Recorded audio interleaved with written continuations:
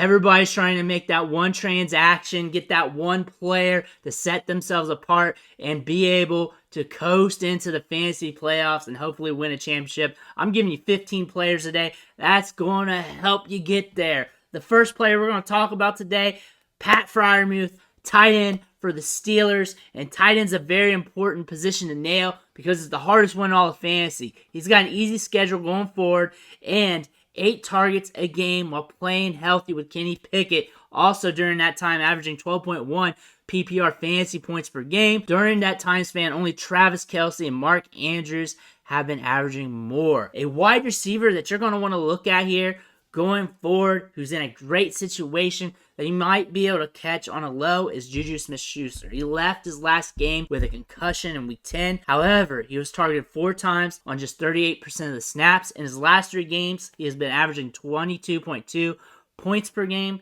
and averaging 8.3 targets per game, so the volume's there. We now have a potential QB1 that's right there for the pickings off the waiver wire, if he's still there, if he wasn't stashed before. I'm talking about Deshaun Watson from the Cleveland Browns. He's back at practice, available in 63% of leagues, averaged 23 points per game over his career. That would rank around QB4 right now, so that makes him around a QB1. If he's not available, but you want to boost the passing game on your fantasy team, you need better receivers. Obviously, Amari Cooper, he's giving you wide receiver 1 numbers now with Brissett. That should only go boom with Watson going forward with the increased quarterback play. If you can't get him and you still need a speculative play that can help you, Donovan Peoples-Jones has been good in this offense as well. Has been getting a 24.4% share of the targets lately, 90 air yards per game in his last 3 games. Both of these players would see a significant boost. Staying with the tight end position, if you want to ride the Deshaun Watson coattails, we have David Njoku, one of the top waiver wire tight ends right now. Could be money printer go burn this offense. We don't know. It's a speculation, but if you want to take a gamble, go ahead. When he was healthy, he had an 18.9% target share, 11.3 points per game with Brissett. That could increase big time with Watson. We just have to wait and see.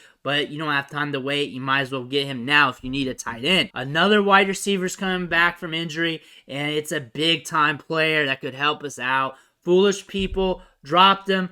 A lot of people should have stashed him on IR, but it's Marquise Brown of the Cardinals. Get him while you can because he is an air yards machine. Should be ready for the fantasy playoffs for sure. When he was healthy, he's ranked 8th among all wide receivers in fantasy points, averaging 10.7 targets per game. DeAndre Hopkins back hurts that, but he should get enough deep targets to make him a solid wide receiver too with some spike weeks. And if you need another wide receiver, say Marquise Brown is hanging out on IR on someone's bench or whatever, and you need somebody else, how about Treylon Burks? Returned in week 10. It wasn't glorious. It wasn't the sexiest thing, but he did see 56% of the snaps and saw 6 targets. He was on 76% of the passing plays. Robert Woods has just caught 4 passes in the last 3 games. Titans ranked 31st on offense, so they need to jumpstart this. They need something to happen. When Treylon Burks was healthy earlier in the season, he was in on like 95% of the snaps. We should see only an increase going forward. I got a top tier running back that you can go after.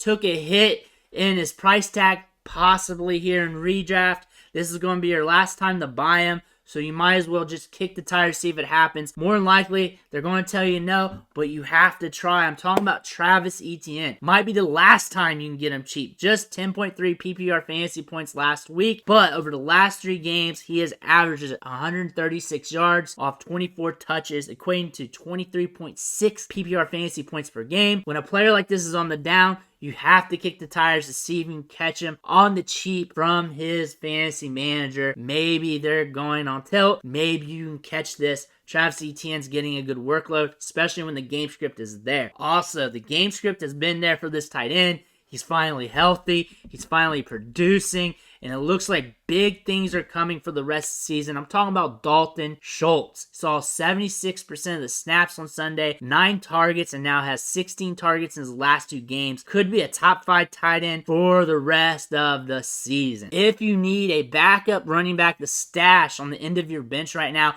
look at Tristan Ebner from the Chicago Bears. Khalil Herbert's out for the season. David Montgomery's the lead back there. You never know what's going to happen over the long term, but Ebner looked good in preseason. He has decent speed and can really get things done if given the opportunity. Again, we want to chase touches. Touches could be there for him, considering it's just him and Montgomery right now. If you want to sneak a few players away with some upside that are coming back from injury that you can catch on the cheap, look at Keenan Allen and Mike Williams. Both of them are in individual drills right now. The Chargers offense needs them to come back. Both these guys paired with Justin Herbert, that is the chef's kiss of fantasy. We were looking at this offense all offseason, and now with them back, we could get some cheap assets to help our fantasy team. Maybe you can catch them on a deal on a trade. Also, with his wide receivers coming back, you might be able to catch Justin Herbert at a discount. I get it, he's been good this season, but we might see things ramp up with Mike Williams, Keenan Allen, and company back in the fold. That's just something to look at to see what you can do. Sometimes you can catch quarterbacks at a discount. A wide receiver you can catch at a discount. He's coming back from IRs, DJ Chark. He is a deep ball guy. Konami code wide receiver.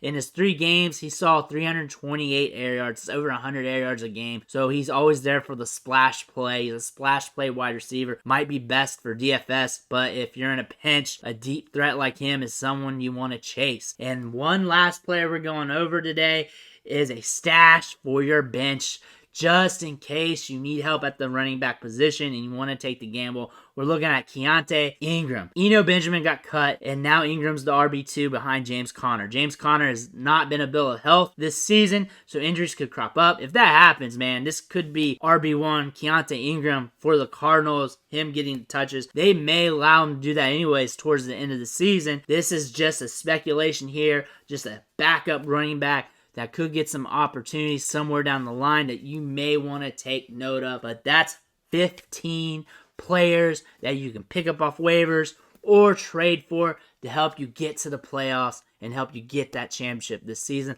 Let me know who you're trying to trade for, who you're trying to pick up this week. I want to hear about it, but don't forget to hit that subscribe button on the way out. It's only going to help you out, dropping content like this, helping you with stashes, trades, waiver wire pickups, and everything else. But I want to thank you for watching, and I'll catch you on the next video.